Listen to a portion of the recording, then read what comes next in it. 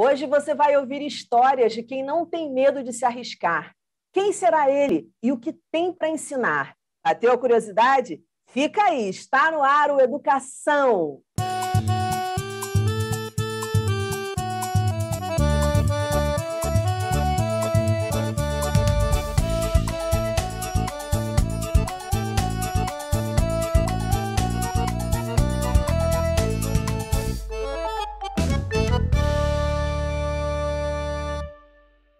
Eu vou conversar com o ator, diretor e produtor Igor Cotrim. Muito bem-vindo, Igor. Um prazer receber você aqui no Educação. Obrigado, gente. Obrigado. Meus irmãos, obrigado de me receberem. Muito contente de estar com vocês. Igor, vamos começar. Você tem uma irmã gêmea, é isso? Como é que foi a criação de vocês?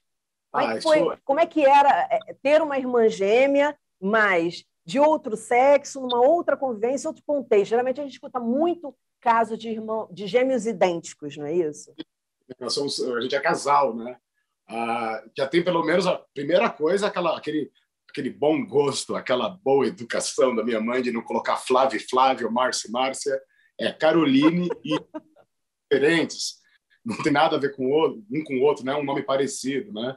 Mas eu tenho uma irmã mais velha, com 10 anos a mais, que é a Branca Helena, e aí eu tenho uma irmã com 20 minutos a mais. Então, ou seja, eu sou caçula por 20 minutos, não adianta nada ser caçula por 20 minutos. E a gente sempre pôde... Era uma companhia, né? A gente brincava, a gente inventava histórias juntos também. Quando eu ia no judô, eu fiz judô com meu pai, eu ia lá para o Santana, na Rua Darzan, e eu ficava sozinho. Tinha 1 hora dos alunos, né? E depois tinha 2 horas para os adultos. Todas as crianças iam embora e eu ficava lá sozinho. Então, eu acabei, aos 3 anos de idade, eu aprendi a ler sozinho. Comecei trabalhando, brincando com palavra cruzada. O tempo que eu ficava lá, eu comecei a procurar palavra cruzada, caça-palavras, ver isso, a parte cognitiva, e comecei a aprender, né? Então, sempre, claro, tem uma competição muito grande da minha irmã comigo. A gente sempre foi muito... Agora que a gente está mais maduro, que a gente está tendo um momento de poder se redescobrir tudo. A Caroline, ela acabou... nós somos completamente díspares, né? As carreiras, né? A Caroline, ela é doutora em biologia, ela é especialista em quirópteros e morcegos, né? Que quiro é mão, pteros são aves. Então, por isso que, na verdade, morcegos são 2 mãos grandes, né? Se você vê o esqueleto do morcego. E ela faz um trabalho muito importante também agora na linha de frente da pandemia, desenvolvendo os testes para a checagem do Covid, né? Eu tenho orgulho. Eu vi, inclusive, matérias sobre isso com morcegos próximos aqui, né? Que a gente tem aqui no Rio. Muito verde, muita área com morcego. Sim. Eu vi uma matéria falando disso.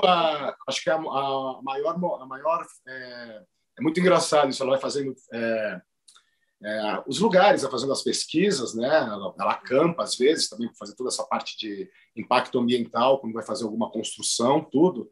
E ela acabou indo num lugar e o rapaz falou: a senhora gosta de morcego mesmo? Gosta de morcego? Vem cá que eu tenho um lugar legal. Era uma caverna, ela descobriu a caverna com a maior incidência de morcegos hematófagos da América Latina. Onde? Não lembro esse lugar, mas só que até fiz uma entrevista com a Discovery Channel também. Que trabalho bacana. Como é que era essa competição? Conta aí. Minha família é espanhola com alemão, índio, também negro, tudo misturado, né? Nós somos uma coqueteleira mesmo do Brasil, mas a gente não tem os italianos. Não quer dizer nada para se falar lá em casa. Inclusive, quando eu volto agora, é engraçadíssimo, porque somos ruidosos. Mas quando era pequena, era uma coisa de disputar mesmo. Mas isso só serviu para que a gente fosse buscar o conhecimento. Eu tive uma coisa que me ajudou muito. Era uma casa, é ainda a mesma casa dos meus pais, lá em Guarulhos, e que a gente nasceu no Hospital da Aeronáutica, meu pai é da Aeronáutica. E meu pai fez um quarto separado de casa para mim, porque eu estava no quarto com as minhas 2 irmãs até os 9 anos, né? Então ele era super lúdico, porque era uma escada Santos Dumont, que tem aquela coisa do Santos Dumont ter sido Sim, sim, que ele está falando, gente, daquela escada, você bota um pé, cada degrau é um pezinho. Quem já foi lá na casa de Santos Dumont, em Petrópolis, sabe. E eu, imagina que eu sou canhoto, eu ia à revelia, não, eu não vou pisar nesse primeiro degrau aqui, porque eu desço, eu acho que agora, quando eu vou lá, você acha que eu nem preciso, mas eu piso no degrau certo que meu pai fez para mim mesmo, e é um alçapão. Então, eu acabei assistindo, lendo bastante, vendo muitos filmes que não eram para eu estar assistindo na época que eu era para estar vendo. Existe classificação indicativa, tem um porquê. Você assistir Sam Peckinpah com 10 anos é meio estranho. Sim, mas sim. Acabou me irradiando para coisas que eram muito pesadas, mas também me ajudou a entender que, desde o começo, eu já via que não, isso aí é uma história sendo interpretada, até para conseguir assistir ou suportar um filme de terror. Não, isso não existe, isso é só... Eu lembro quando eu assisti o Iluminado sozinho. Nossa! Eu parei o videocassete. Sim, pessoas tinham videocassete naquela época, era o máximo de tecnologia. Nunca ouvi falar, viu? Nunca ouvi falar desse negócio. Rebobina, por favor. Eu caí na bobeira de pausar quando apareciam as duas meninas e fui olhar perto.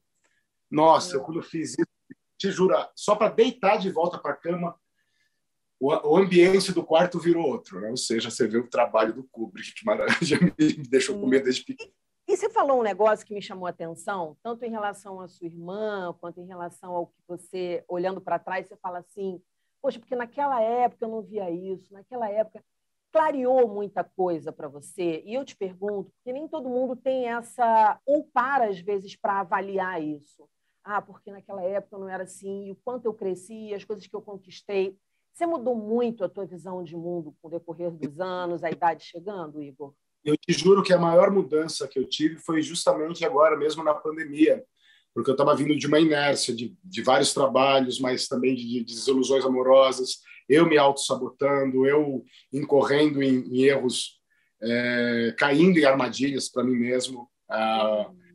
Fiquei muitas vezes revoltado com a vida, de achar que eu fui injustiçado, porque comecei a trabalhar lá no Sandy Júnior, por que eu não continuei? Só que depois eu olhei para trás, eu reencontrei uma pessoa muito importante, e essa pessoa me fez olhar para trás e ver os trabalhos que você fez. Aí eu pensei, meu Deus, eu fiz coisas icônicas, eu fiz coisas interessantíssimas, fiz coisas que abriram espaço. Eu tive mesmo o cinema, que foi uma coisa que demorou para mim. Eu sou formado pela Escola de Arte Dramática da USP, né? Eu larguei, né? Terminei, eu estava no terceiro colegial de mecânica, ou seja, um programa sobre educação. Eu não larguei, que não era para eu fazer aquilo. Eu não gostava realmente. Então eu saí do terceiro colegial na Escola Técnica Federal de Mecânica, eu ia ser engenheiro, e fui procurar oficinas de teatro de graças, gratuitas. Eu nunca paguei para estudar. E terminei o terceiro colegial em Guarulhos, e aí eu já estava fazendo as oficinas, e aí eu pleiteei uma vaga na Escola de Arte Dramática da USP, e na segunda vez que eu prestei, né, eu consegui passar. Tive professores maravilhosos, já nos deixaram, o Yakov Riedel, tem o Damasceno, que está vivo entre nós ainda. Sim, e Alexandre. Tanta gente bacana, a Silvana Garcia, a Ioiô, a Yolanda Madeira, Milene Pacheco. Eu fui uma das últimas turmas, fui a última turma até aula de voz com a Milene Pacheco, que deu aula de voz para o Francisco Quer dizer, você, no meio da pandemia, você encontrou uma pessoa e você conseguiu olhar para trás e ver, por exemplo, quando você fez essa mudança que você está contando para a gente aqui, a coragem que se teve para fazer essa mudança. Essas coisas, eu estou falando assim, eu entendo perfeitamente o que você está falando, porque né, a gente, quando está mal, você olha para o passado e fala, caramba, mas naquela coisa, parece que nem foi você que fez, eu não sei se você já passou por isso, você está às vezes tão desacreditado, você fala assim, caramba, fui eu. Onde está aquele garoto meu que foi contra um pai que era militar para poder correr atrás? Está falando para você agora, para vocês todos que estão assistindo, isso me volta assim, caramba, uau, what a balls que esse garoto tinha. Para eu, não, eu quero, é isso que eu gosto de interpretação, eu quero estudar nisso, o senhor não vai ter que pagar nada para mim, eu só preciso da condução para ir.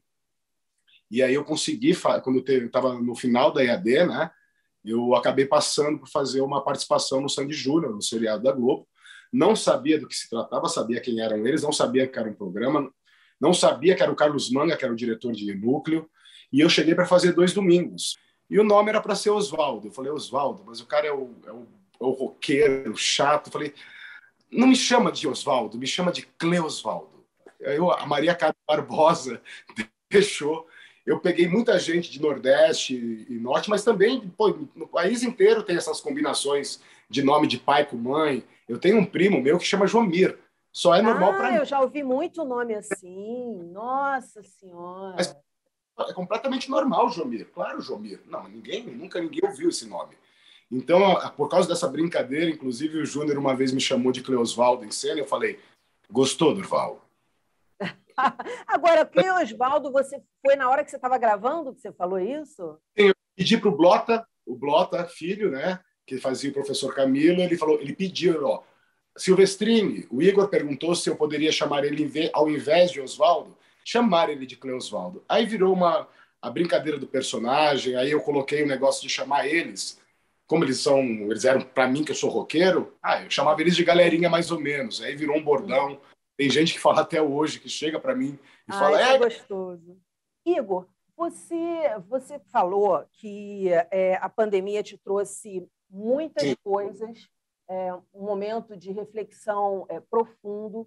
Durante a pandemia, você recorreu a algumas coisas que você tinha ouvido quando você foi revisitar o passado, algumas lições de vida, que você falou assim, caramba, eu usei isso, ou caramba, eu não usei isso, e agora eu vou usar. Eu tive muitas oportunidades de ter feito terapia e inclusive fiz com um doutor maravilhoso lá do Rio de Janeiro, que é o Paulo Próspero, que inclusive no começo eu estava sem trabalho, eu estava fazendo poesia, né? E eu pagava com os poemas as minhas sessões, que era um jeito de pensar que eu comecei quando eu tive um relacionamento com uma francesa, que era a Nathalie, fiquei 12 anos com ela, mas quando eu conheci ela eu comecei a escrever. Desbloqueou uma coisa, né? E só que aí eu sempre tinha muita raiva de não ter conseguido as coisas que eu achava que deveria ter conseguido. Só que quando agora na pandemia que eu reencontrei essa pessoa, eu simplesmente me fez olhar para trás e falei: nossa, olha as coisas boas que você fez. Você só tem que tomar conta e começar a gostar de você. E eu comecei a gostar de mim agora nessa pandemia. Eu comecei a me cuidar. Eu estou fazendo terapia já há quase um ano e também psiquiatria. Tomei uma coisa para equilibrar. Estou cortando. Agora, o mais importante é que eu tinha uma coisa muito de me doar tanto para fazer, de ter tanto tesão no trabalho, gostar tanto, que eu acabava me misturando, né? Pegando a energia, a carga da personagem. E eu tive um presente que demorou 10 anos para poder fazer um filme. Mas aí o primeiro filme que eu faço é uma história de amor lindíssima, que é uma história de amor entre uma travesti e uma lésbica, chamado Elvis e Madonna, que é do Marcelo Laffitte, que já nos deixou, o diretor.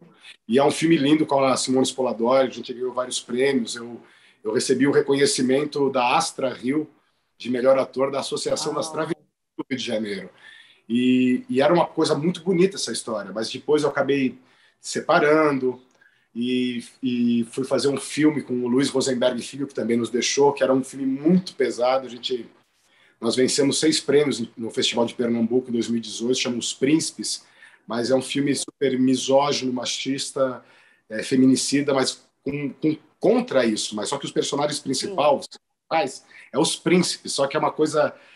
Isso foi me entranhando de um jeito muito ruim. E aí, quando essa questão do que entranhou e dessa mistura que houve, isso acabou prejudicando as suas relações pessoais? Sim, com certeza. Mesmo agora, quando eu estava com tudo certo, fazendo Gênesis, o personagem é tão pesado também, e eu já com ferramentas para utilizar, mas mesmo assim eu escorreguei várias vezes, eu fui negligente com a pessoa com que eu estava. Mas aí, o que acontece? É tão bonito o jeito que aconteceu, porque entre o Gênesis e o Reis, eu fui fazer o Nietzsche no cinema. Eu fui fazer o Martelo e a Coroa. E aí eu ter que ficar ouvindo eu falar: isso, aproveite a vida, com tudo que antes que a terra se aproveite de você. Olha para o abismo vai olhar de volta. Eu vivi a minha vida muito nietzscheanamente.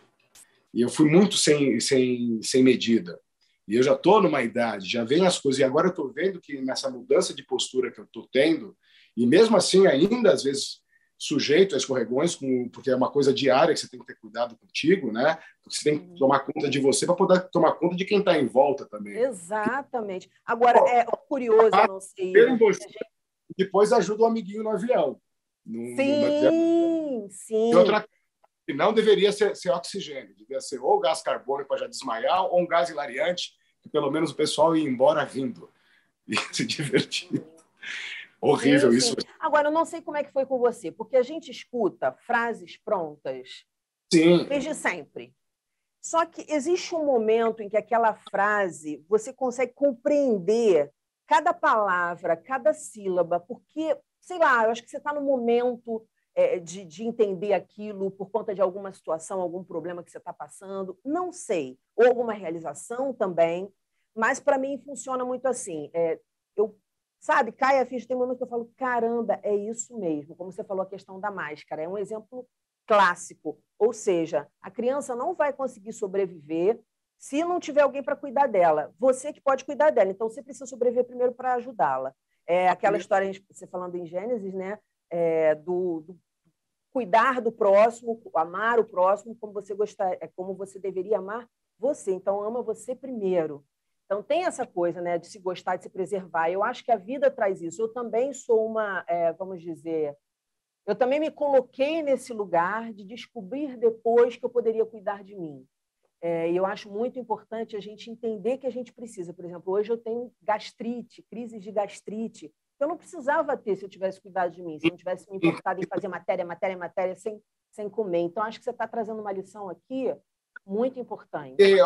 Porque é muito triste para mim. Eu estou no melhor momento realmente da minha vida, mas com uma tristeza de ter decepcionado a pessoa que eu amo.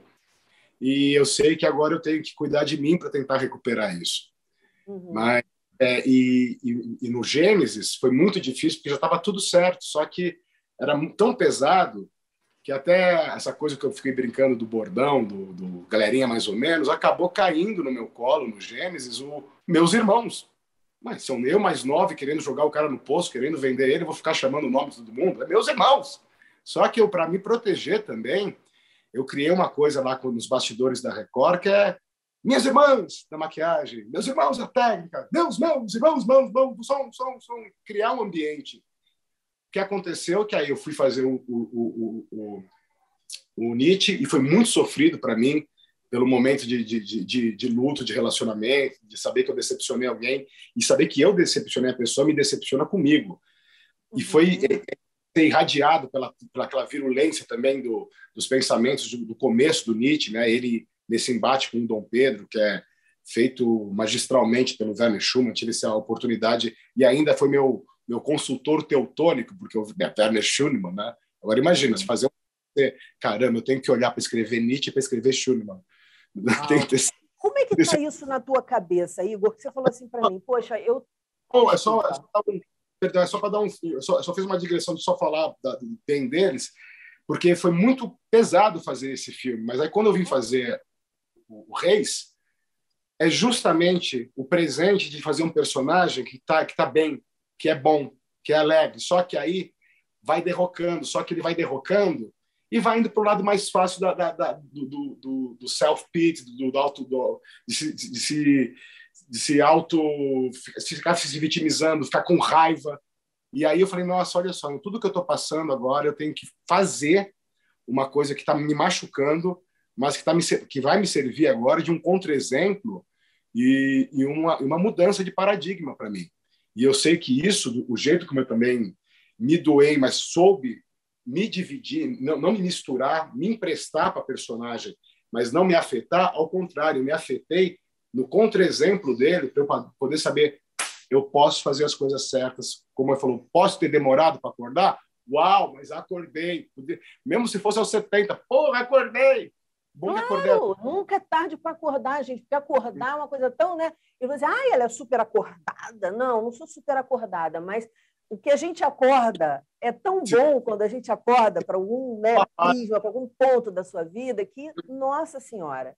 Correndo, me culpando e me cobrando de um jeito e ficou um momento que era só a realização, era só o trabalho. E isso eu sei, sem ser cabotino, que eu faço bem porque eu gosto, eu me dedico tudo. Só que aí eu só estava vivendo ação, eu não estava vivendo que é o importante, que são as relações, como você se movimenta. E é muito triste, mas parece até, como eu entendo muitas coisas com o cinema desde pequeno, é como se fosse aquela parte do filme, meu Deus do céu, agora ele percebeu a merda que ele fez, agora ele vai ter que ser mais forte para conseguir suplantar, para ter direito àquela redenção. Mas como eu falei, você tem que fazer para você. Por mais que, claro, eu estou querendo fazer tudo de melhor e mostrar, eu tenho que mostrar com atitudes para a pessoa que eu amo, só que eu tenho que gostar de mim, eu tenho que estar bem comigo para poder fazer isso. E quando eu vi essa movimentação, eu criei um ambiente divertido lá com as pessoas, e foi muito engraçado que o pessoal dessa temporada, agora, da primeira temporada, que às vezes não estavam no Gênesis, ou não estava na minha mesma fase que eu, passa pessoas da água assim, meus irmãos! As pessoas começam a chamar de meus irmãos. Então, ficou uma coisa gostosa que me fez me sentir Tipo, fui bem recebido, consegui ver profissionais carinhosos, consegui fazer amizades e contar uma história muito bacana. E sem contar que tem ainda a situação da Arca da Aliança, ainda, que vai ter uma coisa épica. O nome do personagem é Eliud. Eu brinco que eu fiz várias cenas Holly Eliudianas nesse negócio. E você fala, por exemplo, você deu uma grande lição de vida aqui, como você pegou uma coisa, o ditado, né? Você pegou um limão e fez uma limonada, tipo, uma situação ruim, que houve uma confusão ali, e que você sabe que você não é o único que está nisso, que vários atores e atrizes já passaram por isso. Eu lembro quando eu estudei teatro, falava algo que eu não lembro quantas vezes, mas que me impactou, foi saber, por exemplo, Procópio Ferreira foi internado por se confundir com o personagem. Então, já houve casos até de internação por conta disso. E você conseguiu pegar uma grande lição de vida, que foi, não, peraí, não vou ficar me vitimizando, não vou ficar aqui, ai, que ruim, ai, que não sei o quê, e tomo chicote, sem sair do lugar. Você foi lá e fez diferente.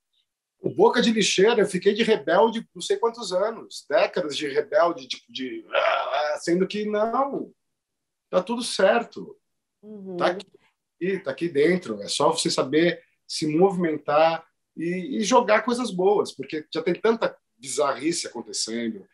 Imagina, estamos em guerra, coisas absurdas, pessoas falando absurdos, sabe? Quando eu fiz o filme do Rosenberg, a gente parecia duas pessoas de extrema direita que saíram para se divertir, para fazer um montão de coisa horrível, é abjeto. Mas só que o filme mostra ei, ó, tá acontecendo. Exato. A proposta do filme é exatamente essa, tudo que você tá falando. Você falou uma coisa que eu achei muito importante, você falou reaproximação.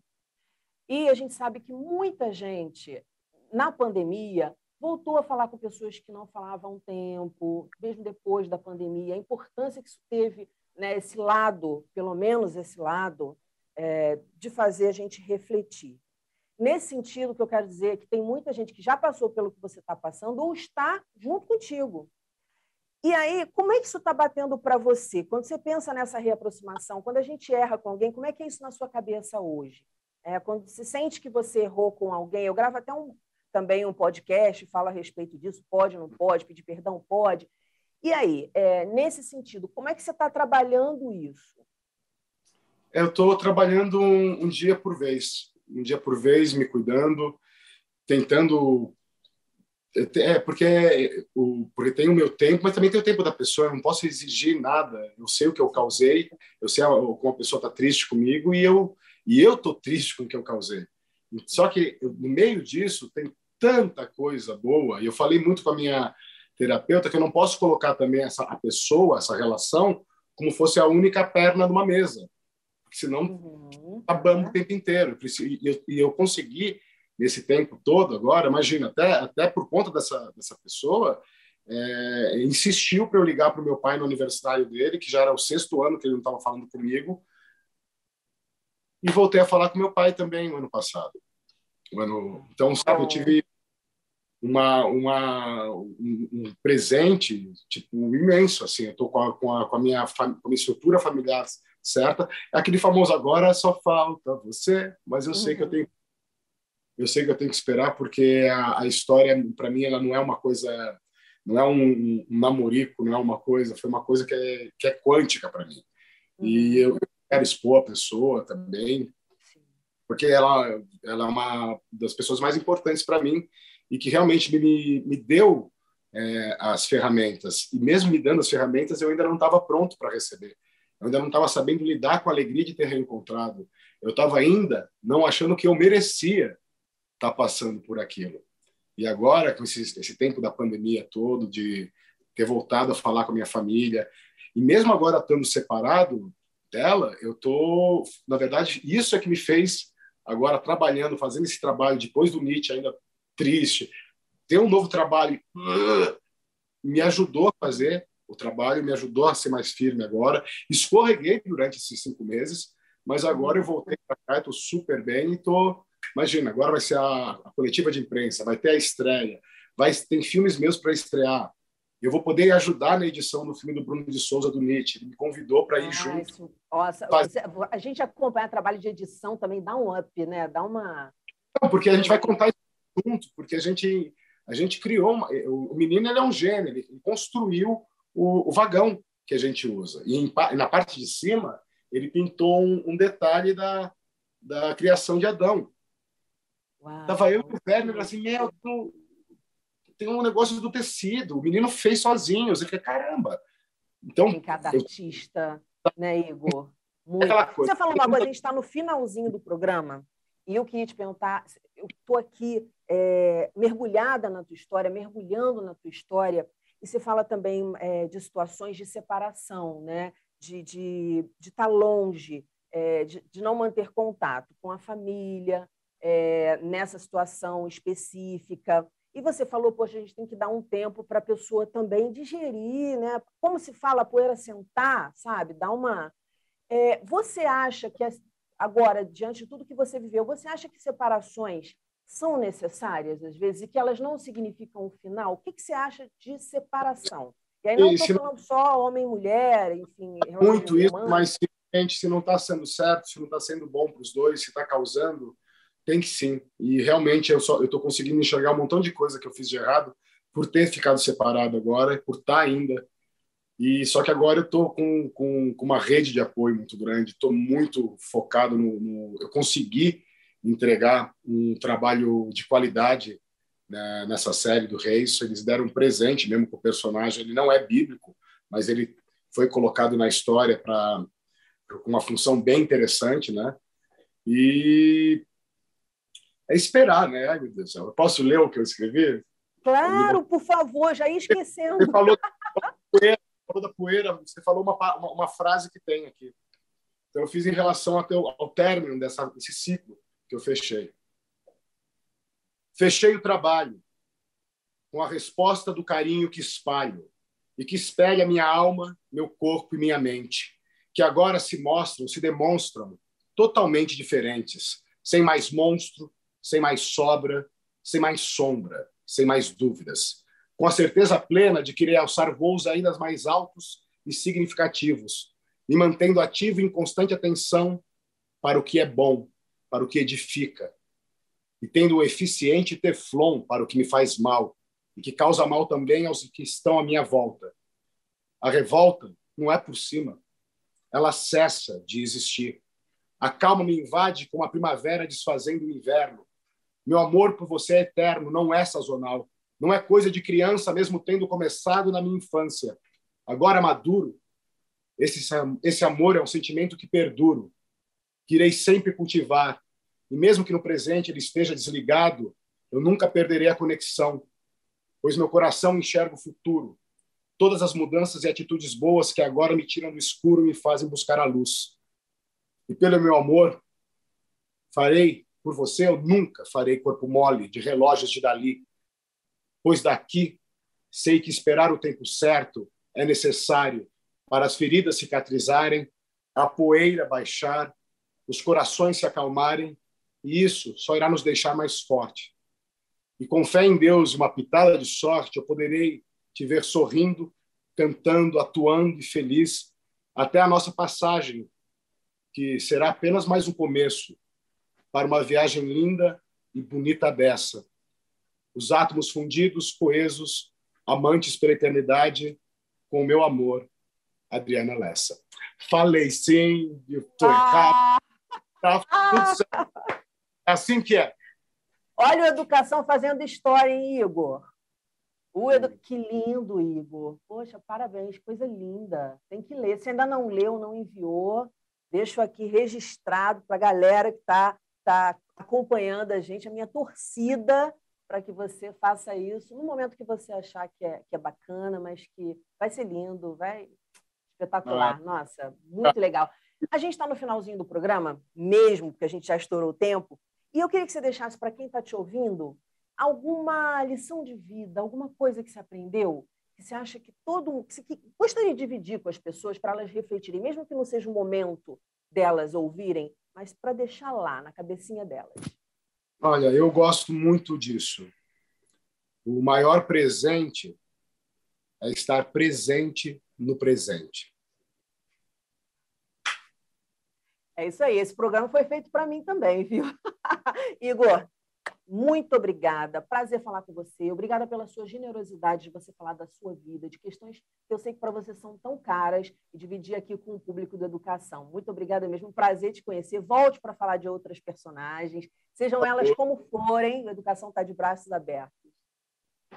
Obrigado pelo carinho, viu? Um abraço para todos. Beijo. Até a próxima. O nosso programa fica por aqui, mas na segunda-feira que vem tem mais, às 9h da noite. Educação, se você não se envolver, não cola. Saúde, saúde e até lá!